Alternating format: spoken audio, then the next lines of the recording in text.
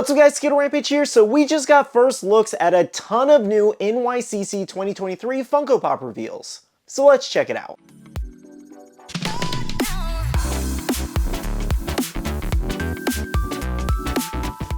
Hey guys, welcome back to another video and happy Friday to you. Let me know in the comments below if you guys have any plans for this weekend. I think I'm just going to be working and kind of relaxing a little bit because me and Bailey have had so much going on in the past few weeks with this wedding and work and new kittens and just life in general that we need a little bit of a break. We were thinking about going to like a Comic-Con this weekend, but we decided to pass on it. Again though, I would love to hear if you guys have any plans this weekend at all. Now today we do have NYCC 2023 Funko Pop news. So as of right now, currently, Funko has not officially revealed everything for the event just yet. They haven't even started announcing things. Now, for everybody wondering, there is still no ETA as to when Funko is going to start announcements and give us information about NYCC this year. Alrighty guys, so let's go ahead and jump right into things. So really early this morning, around like 6 a.m., that's when everything started going out all over Instagram, Twitter, and Discord. So let's go over some of the crazy stuff we have seen so far. First up, guys, are the official glams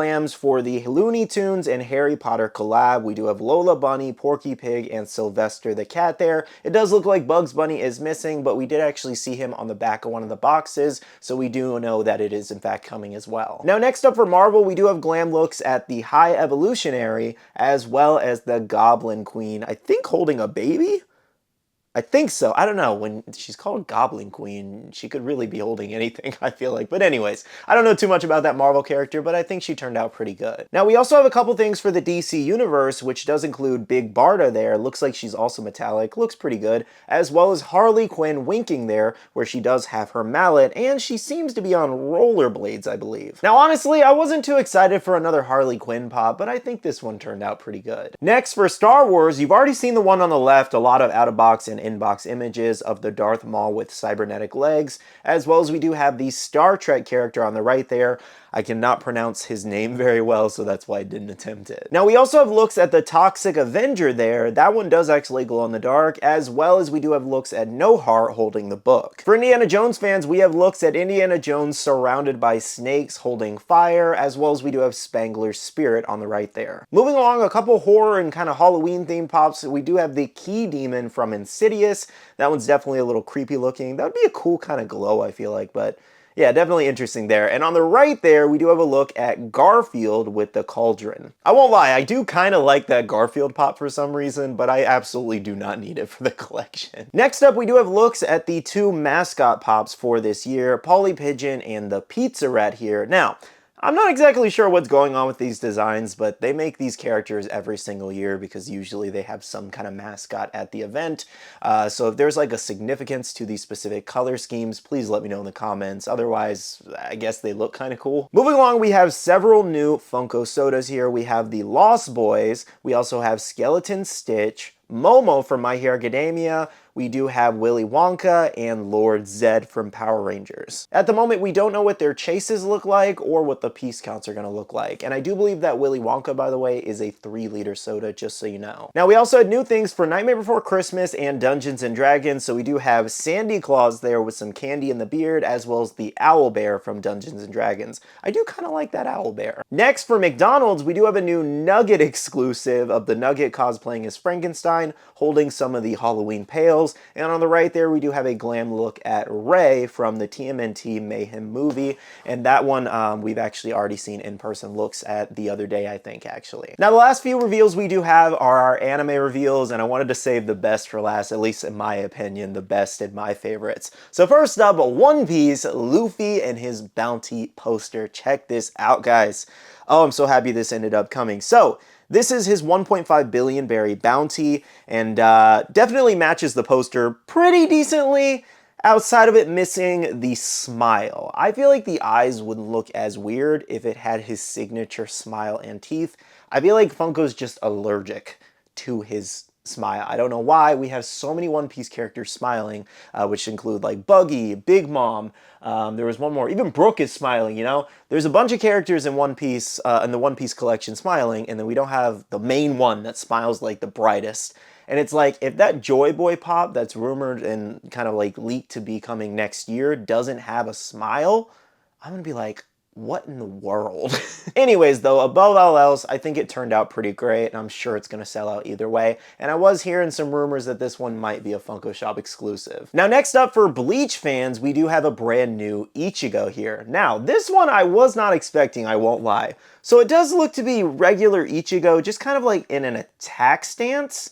And basically just kind of an updated mold. I will say though, the eyes on this one look so weird for some reason. Like, I get it, he's kind of just squinting, I guess, essentially. And he also looks like, kind of in the pose he's in, he does look like he's about to use Bankai. Kind of like when, you know, holding it out, in my opinion at least. But anyways, more importantly, what I wanted to focus on was that it's very, very similar to the original Ichigo, which I have right here, guys. It is a very, very similar mold.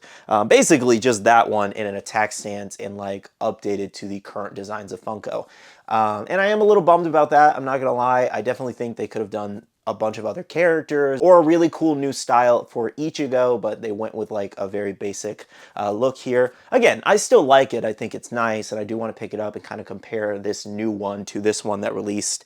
I don't remember. It's like 2015, 2016. I don't know. It was a while ago, but I guess I was just hoping for a little bit more from this Ichigo because we have, you know, Getsuga Tensho. We have, oh, I can't remember that exact name for it, but the long-haired Chad Ichigo. I'll pop up a picture for you guys. There's just basically so many other points they could have taken, and I feel like the design is very basic here. But I don't know. Let me know how you guys feel about it. What's really great about this as well is if you wanted original Ichigo, like that one, you don't have to pay like $50 to $70 for that mold. You can get this new Comic-Con exclusive. Next, for Inuyasha fans, we do have looks at Shippo riding the horse here. So this does look to be a deluxe 6-inch pop, and I think it turned out pretty good. I think Inuyasha fans are definitely going to be excited for this one. Personally, for me, I will actually be passing on this one just because I don't collect Inuyasha and I didn't really love the show that much, but let me know if you guys are liking this one. Next, for Yu-Gi-Oh fans, we do have looks at the Dark Magician Girl Funko Pop here. So I wasn't sure what they were going to do with this,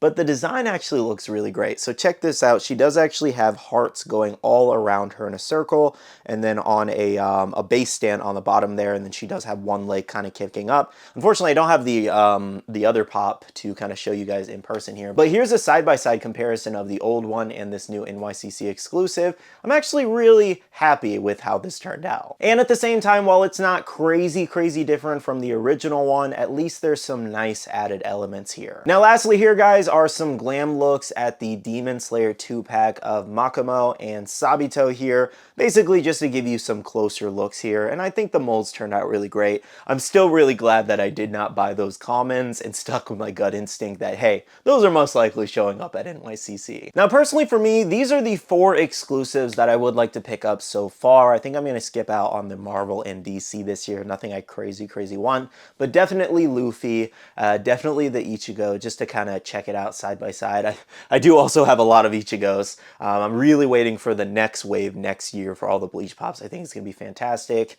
And then that Dark Magician Girl I think just looks really great, and I don't actually have the original common. So, and then the last one was, I already forgot it, good lord.